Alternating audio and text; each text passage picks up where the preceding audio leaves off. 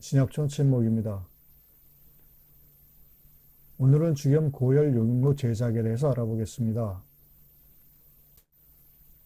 먼저 이 영상에서 설명되는 용융로는 제가 설계하고 제작한 용융로입니다. 다른 구조의 용융로도 많습니다. 용융로 구조에 대한 전반적인 이해를 돕기 위한 것이니 다른 오해는 없기를 바랍니다. 700kg 용융로이고 위로 한 단 더 얹으면 최대 1000kg, 1톤 용융이 가능합니다. 1톤 용융 시 용융 중간에 특별한 요인이 없으면 5, 60분 정도 소요됩니다. 녹아내리는 주겸물 바지도 1톤 바지입니다. 용융로 두께는 16mm이고 보조로 두께는 20mm입니다. 제작 기간은 15일 정도 소요되었습니다. 저희 여건상 용량이 매우 크게 만들었습니다만 300kg 용융로도 있고 500kg 용융로도 있습니다. 지금 설명하는 것은 마지막 만든 용융로입니다. 보통은 이리 클 필요는 없습니다. 저도 처음에는 150kg부터 시작했습니다. 용융로의 재질에 관한 것은 주겸 만들기 3편 소속로 설명 영상을 참조하시면 좋으실 겁니다. 용융로 재질은 쇠를 사용하였고 스테인리스는 사용하지 않았습니다. 전체적인 용융로의 모습입니다. 용융로는 용융로 본체, 보조로, 녹여낸 주겸을 받는 바지, 송진 분사장치, 연통 부분, 녹아내린 주겸물이 흘러내려 나오는 곳으로 구분됩니다. 연통입니다. 저는 연통과 용융로의 연결을 평평한 구조로 하는데 경험상 불을 가두고 용융로 안에 압력을 올려 온도를 올리는 데 도움이 됩니다. 그로 인해 용융시 시간과 송진 사용량을 많이 줄일 수 있었습니다. 이 부분은 용융할 주겸을 재어놓는 곳입니다. 9번 잘 구운 소금기둥을 빈틈없이 쌓았습니다. 주겸은 아랫부분부터 녹아내리게 되는데 녹아내린 만큼 쌓아놓은 소금의 무게로 녹은 만큼 내려오게 됩니다. 주겸을 틈이 있게 잘못 쌓아 한 부분만 녹아버리면 구멍이 생기고 그것으로 열이 새어나가 용융을 어렵게 하거나 실패할 수 있습니다. 이 부분은 송진불이 연소되는 부분입니다. 아주 중요한 부분입니다. 보조로를 통과하며 붙은 송진불이 실제로 연소되는 곳으로 이곳에서 발생하는 열로 주겸이 녹아내리게 됩니다. 이곳은 높은 온도와 압력이 가해지는 곳으로 매우 튼튼해야 하며 실제로 용접할 때 가장 신경 쓰고 하는 부분입니다. 용접이 약한 곳은 쉽게 녹아내려 구멍이 생기고 압력이 빠져나가 온도를 올리는 것을 방해합니다. 이곳은 보조화로입니다. 보조로는 사용하는 사람도 있고 없이 하는 사람도 있습니다.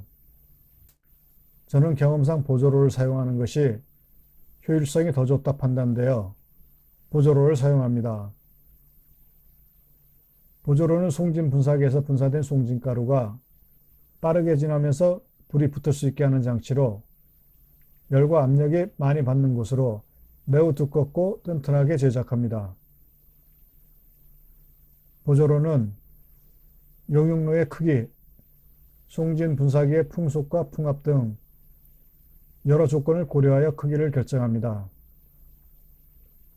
너무 작으면 송진이 용융로 안에서만 연소되어 완전 연소가 되기 어렵고, 너무 크면 보조로 안에서 연소가 많이 돼 용융로에서는 불이 너무 약해져 많은 양의 송진을 사용해야 하고, 이로 인해 불완전 연소가 심해져 주겸질에 영향을 줄 수 있습니다.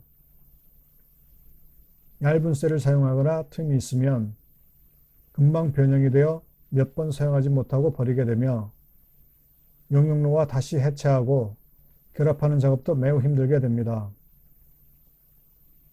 송진 분사 장치입니다.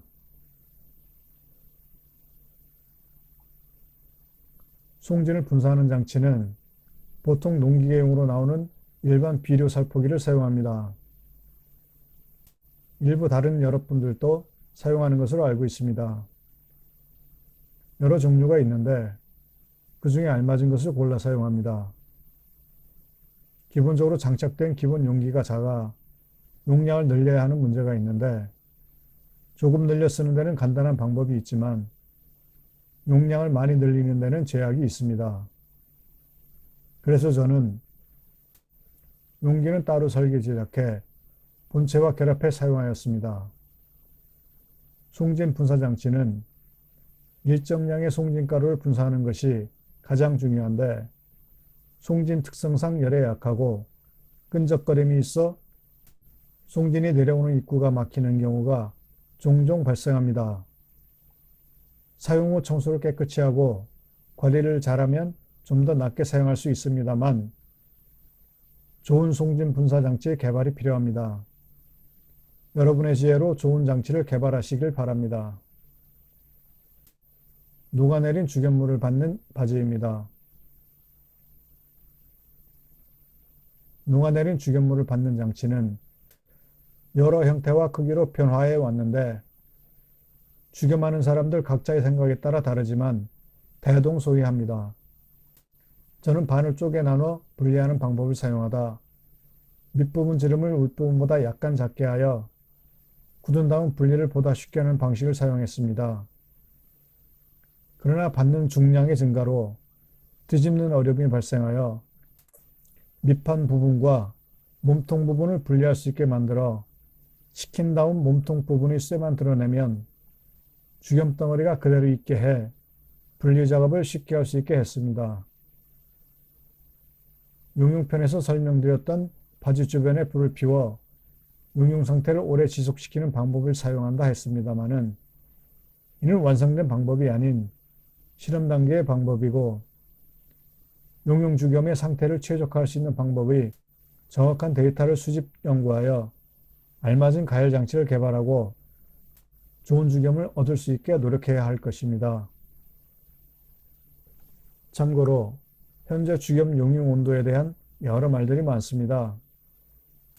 2000도에서 녹인다, 3000도다, 5000도에 근접한 온도에서 용융한다는 등 여러 말이 많습니다. 글쎄요, 여러분은 어떻게 생각하십니까? 제 경험상 3000도, 5000도를 견딜 수 있는 쇠나 로의 구조는 구현하기 어렵습니다. 물론 5000도를 올리기 위한 연소 장치와 연료도 문제고요.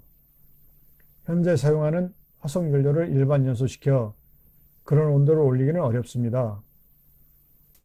그런 높은 온도에서 녹여낸 주겸이라는 것을 본 적이 있는데, 제가 보기에는 맛도 독특하지 않았고, 육안으로 봐도 그렇고, 물에 녹여 확인해 봐도 특별하지 않고, 초고온에서 용융된 것이라고 보기에는 어려운 보통의 자주감이 보이는 특징을 나타냈습니다. 이 부분은 다음에 설명할 기회가 있을 것입니다. 어떤 주겸하는 이가 주겸 용융로에 연통 연기나는 곳에다가 온도계로 측정하니 2000도가 측정되었다고 자랑하는 것을 본 적이 있습니다. 그 상황을 보니 보통 주겸이 다 내려올 즈음에는 용융로가 빨갛게 달아오르고 내부의 온도 자체가 높으므로 연료의 연소율이 높아 연료가 거의 완전 연소되므로 연통으로 나가는 연기가 없어 그 부분을 측정하면 온도가 높게 측정되는 것입니다. 이미 용융로 안에 있던 소금은 그보다 낮은 온도에서 다 녹아내려온 후인데 마지막에 몇 천도가 올라간들 무슨 소용이 있어 그런 자랑을 하는 것인지 참으로 뭘 모르는 사람이거나 그저 사람들을 현혹할 목적일 것입니다. 여러분은 그런 자랑 같은 겉으로 보이는 현상에 현혹됨 없이 좋은 인연으로 주경을 만나시길 바랍니다. 다음 이 시간에는 주겸 색깔에 대해서 알아보겠습니다.